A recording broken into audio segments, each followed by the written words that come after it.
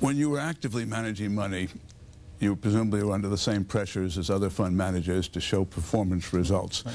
Did that incline you to sell too quickly sometimes? Well, I think my greatest mistakes are, I mean, you know, it's funny in a stock, all you can lose is 100%. I've done that. But your great mistakes is selling a good company, and then it doubles, then it triples and quadruples, because you make a lot of mistakes, and so those ones that go up tenfold, I call them the 10 baggers. So some of my mistakes are just saying, oh my God, this stock is too high, and I was wrong. And you had to figure out, what inning am I in this baseball game? I sold Toys R Us way too early. It went up 20-fold after I sold. I did the same thing at Home Depot. Those are probably my two greatest mistakes I ever made. When should you sell? Well, you ought to find out why you bought a stock. If you're saying if it's a cyclical company and they're doing poorly, and they're doing awful, you wait till things are getting better, and they're doing terrific, and then you sell it. But with a growth company, you have to say, Walmart's case, 10 years after they went public, you could have bought the stock and made 500 times your money. You say, still are only in 15% of the United States.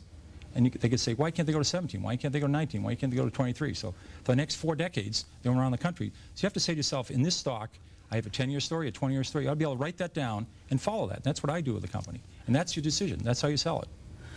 We have a novel element for many investors today in the trust issue. Yes. We also have security problems that we didn't traditionally have in America. Have they changed the way you pick and believe in stocks? No, you still buy a company, and you buy a company to grow.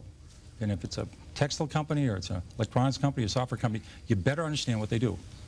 And if they do well, the stock will do well, no matter what happens to the market. If the Dow Jones today was 1,000 or 500, you would have made a lot of money in McDonald's. You would have made a lot of money in Johnson & Johnson. You would have made a lot of money in Gillette. These companies' earnings have gone up a lot the last 30 years. And if the market was 50,000, you would have lost money in Burlington Industries. I recommended that in 1969. I think it's gone from 34 to 2 with no stock splits, because their earnings have been terrible. Well, your modesty actually makes an important point, which is people with the best batting averages in the world don't bat 1,000. Yeah. I sometimes get angry mail, particularly during bear markets, saying so-and-so recommended such and such and it went down. Yeah. Well, how often did you come up with a clinker? Well, this is a funny business. You don't have to be right even 5 times out of 10.